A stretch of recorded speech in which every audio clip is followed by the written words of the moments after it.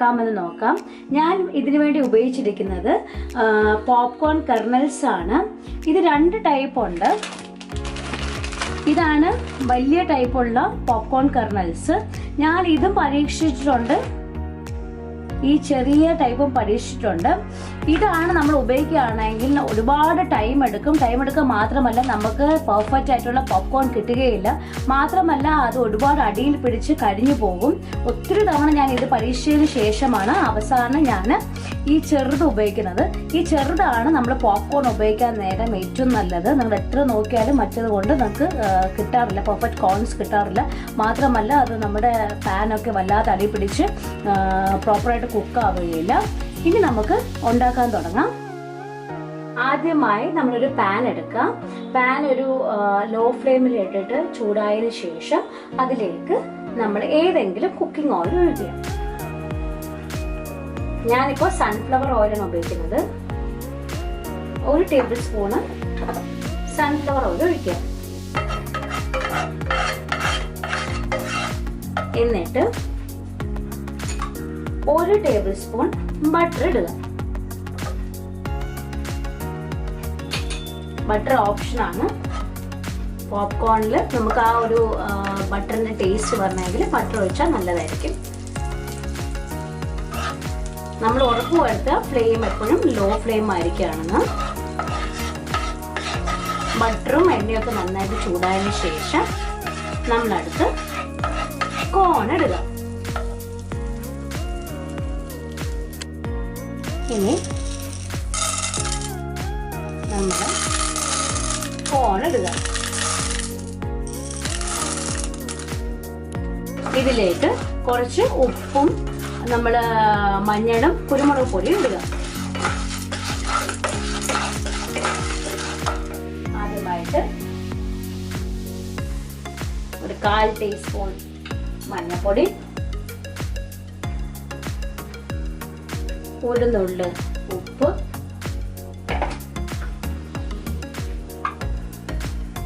പിന്നെ കുറച്ച് കുരുമുളക് പൊടി. എന്നിട്ട് കുറച്ച് നേരം ഇളക്കുക.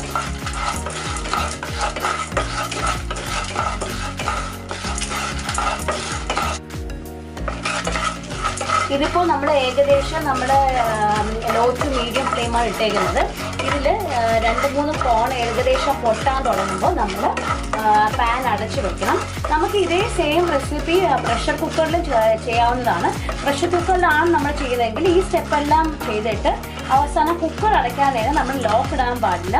എന്നിട്ട് നമുക്ക് കുക്ക് ചെയ്യാവുന്നതാണ്. ഇതല്ലെങ്കിൽ നമുക്ക് കാണാൻ കുറച്ചുള്ള ഭംഗി, നമുക്കിതെല്ലാം പൊട്ടുന്ന കാണാൻ ഭംഗി ഇങ്ങനെ ലിഡിലായതുകൊണ്ടാണ്, ഈ പാനിലായതുകൊണ്ടാണ് ഞാൻ ഈ മെത്തേഡ് യൂസ് ചെയ്തിരിക്കുന്നത്. നമുക്ക് ഏത് മെത്തേഡ് വേണമെങ്കിലും ഉപയോഗിക്കാവുന്നതാണ്.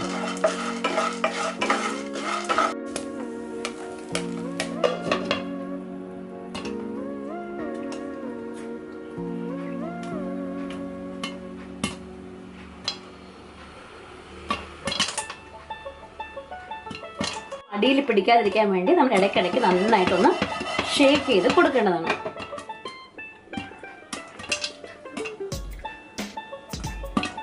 അപ്പോൾ എണ്ണയൊന്നും അടിയിൽ പിടിക്കില്ല.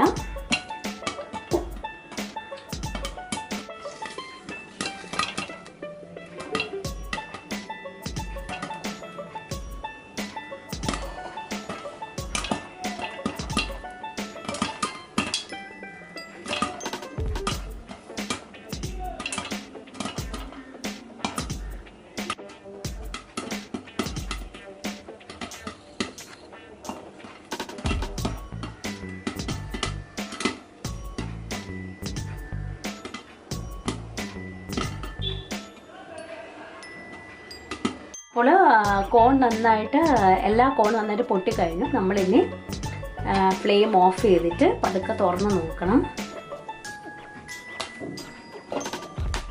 കാണാവുന്നതാണ്, കോൺ നന്നായിട്ട് കുക്കായി കഴിഞ്ഞു. ഇനി നമ്മൾ അടുത്ത് ഉണ്ടാക്കാൻ പോകുന്നത് കാരമലാണ്. കാരമൽ ഉണ്ടാക്കുന്നതിന് വേണ്ടി നമുക്ക് അടുത്ത സ്റ്റെപ്പ് തുടങ്ങാം. അടുത്തതായി നമുക്ക് കാരമൽ ഉണ്ടാക്കാം. ഞാൻ ഇതിനു വേണ്ടി ഉപയോഗിച്ചിരിക്കുന്നത് ഒരു ചെറിയ ഒരു കപ്പ് ബ്രൗൺ ഷുഗറും പിന്നെ ഒരു ഒരു വലിയ കപ്പിൻ്റെ ഒരു പകുതി, ഒരു ഹാഫ് കപ്പ് വൈറ്റ് ഷുഗറുമാണ്. ഇത് കൂടാതെ നാരങ്ങ നീര് ഉപയോഗിച്ചിട്ടുണ്ട്, ഒരു നാരങ്ങയുടെ പകുതി, പിന്നെ ഫ്രഷ് ക്രീം ഒരു ഹാഫ് കപ്പ്, ഇതിനാവശ്യമുള്ള ബട്ടർ, പിന്നെ വാനില എസൻസ്, പിന്നെ ഒരു ഷുഗർ എല്ലാം മെൽറ്റ് ചെയ്യാൻ വേണ്ടി ആവശ്യമുള്ള ഒരു ഹാഫ് ഗ്ലാസ് വെള്ളവും എടുത്തിട്ടുണ്ട്. ഈ ബ്രൗൺ ഷുഗർ ഞാൻ എടുക്കാൻ കാരണം, നിങ്ങൾക്ക് ബ്രൗൺ ഷുഗർ ഇല്ലാതെ വേണമെങ്കിൽ നമുക്ക് കാരമൽ ഉണ്ടാക്കാവുന്നതാണ്. വൈറ്റ് ഷുഗറിൽ വെച്ചിട്ട് നമുക്ക് ആ ഒരു കളർ കിട്ടുന്നതാണ്. പക്ഷേ എനിക്കൊരു പെർഫെക്റ്റ് ആയിട്ട് കാരമലിൻ്റെ കളർ കിട്ടാൻ വേണ്ടിയാണ് ഞാൻ ബ്രൗൺ ഷുഗർ എടുത്തിരിക്കുന്നത്. ഇത് കംപ്ലീറ്റ്ലി ഓപ്ഷനാണ്. അപ്പോൾ നമുക്ക് കാരമൽ ഉണ്ടാക്കാൻ തുടങ്ങാം. അടുത്തതായി നമ്മളൊരു പാൻ ചൂടാക്കുക, മീഡിയം ടു ലോ ഫ്ലെയിമിൽ. എന്നിട്ട് അതിലേക്ക് ഷുഗർ ഇടുക. ആദ്യം ഞാൻ വൈറ്റ് ഷുഗറാണ് ഇട്ടേക്കുന്നത്. അത് കഴിഞ്ഞ് നമ്മൾ ബ്രൗൺ ഷുഗർ ഇടുക. എന്നിട്ട് ഈ ഷുഗർ മെൽറ്റാവുന്ന വരെ നമ്മൾ ഇളക്കുക.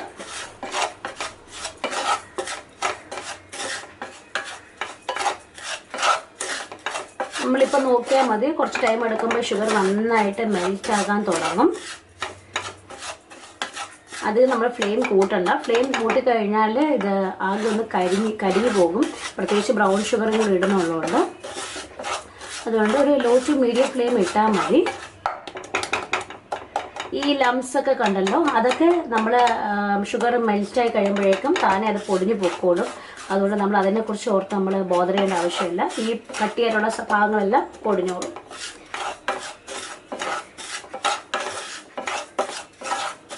കുറച്ച് ടൈം എടുക്കും ഇത് നന്നായിട്ട് മെൽറ്റ് ആവാനായിട്ട്.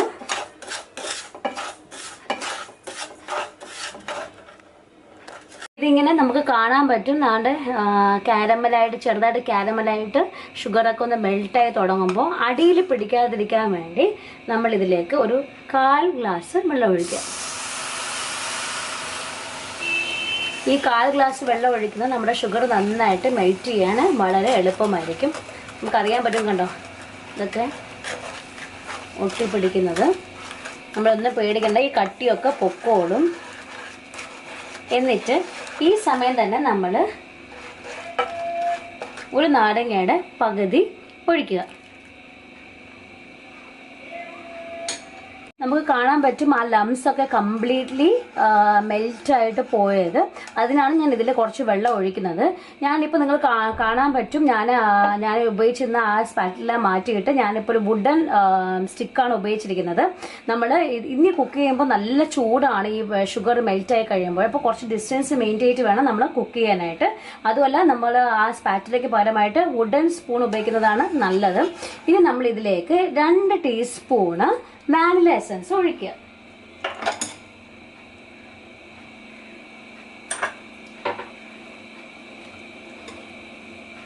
എന്നിട്ട് നന്നായിട്ട് ഇളക്കുക. എന്നിട്ട് നമ്മൾ ഫ്ലെയിം കുറച്ച് കൂട്ടി വെക്കുക. ഇനി എല്ലാം പെട്ടെന്നാണ് പ്രോസസ്സ് നടക്കുന്നത്. അധികം നമ്മൾ ഇതാക്കാൻ നിൽക്കാൻ പാടില്ല, കാരണം അത് കരിഞ്ഞു പോകും. ഇനി ഇതിലേക്ക് നമ്മൾ എടുത്തു വെച്ചിരിക്കുന്ന ഫ്രഷ് ക്രീം യൂസ് ചെയ്യുക.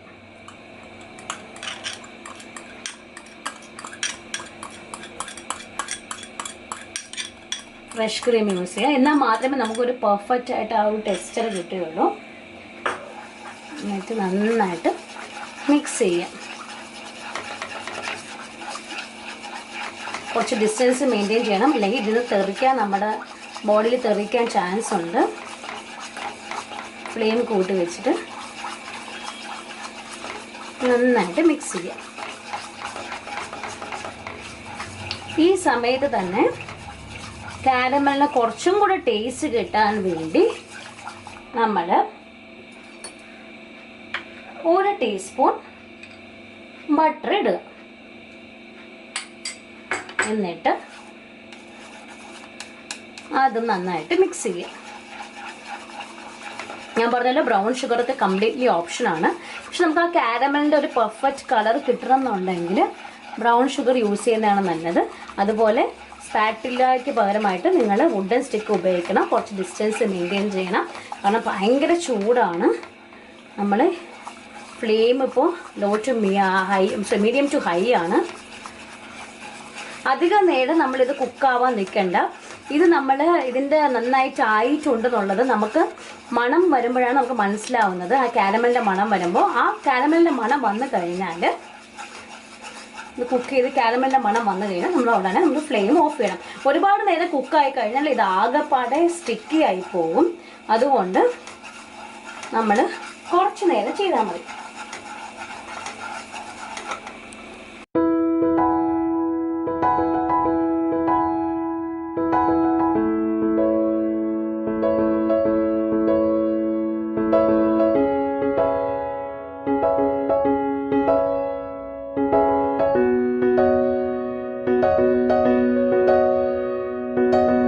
നമ്മുടെ ഷുഗർ കുറച്ചൊന്ന് ബാലൻസ് ആവാൻ വേണ്ടി, കാരണം നമ്മളിപ്പോൾ ബ്രൗൺ ഷുഗർ ഇട്ടിട്ടുണ്ട്, വൈറ്റ് ഷുഗർ ഇട്ടിട്ടുണ്ട്.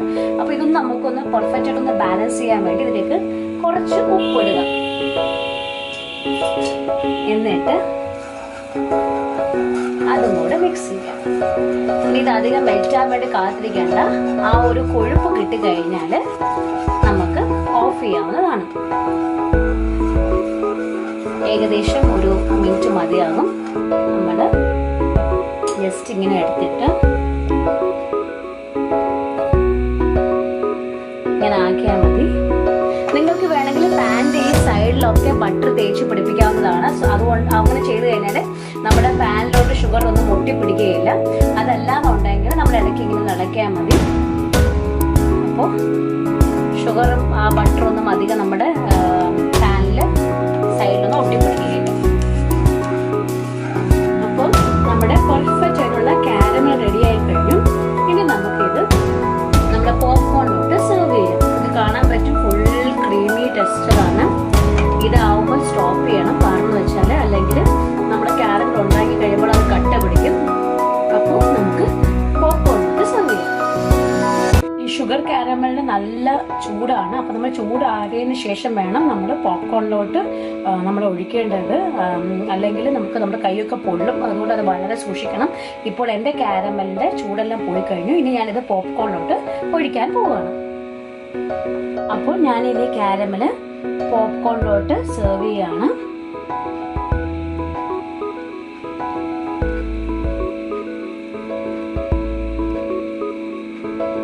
നമ്മുടെ വീട്ടിൽ നമ്മൾ മൂവിയൊക്കെ പ്ലാൻ ചെയ്യുമ്പോൾ നമുക്ക് എളുപ്പത്തിൽ ഇത് വീട്ടിൽ ഉണ്ടാക്കാവുന്നതാണ്. വളരെ ടേസ്റ്റിയാണ്. കടയിലാണെങ്കിൽ നമ്മൾ ഒരു കാരമൽ പോപ്കോൺ മൊത്തം 200 രൂപ കൊടുക്കേണ്ടി വരും. കണ്ടോ, വളരെ ടേസ്റ്റിയാണ്. അപ്പോൾ ഇത്രയേ ഉള്ളൂ. അടുത്ത വീഡിയോയിൽ കാണുമ്പോഴേക്കും നന്ദി, നമസ്കാരം. Thank you.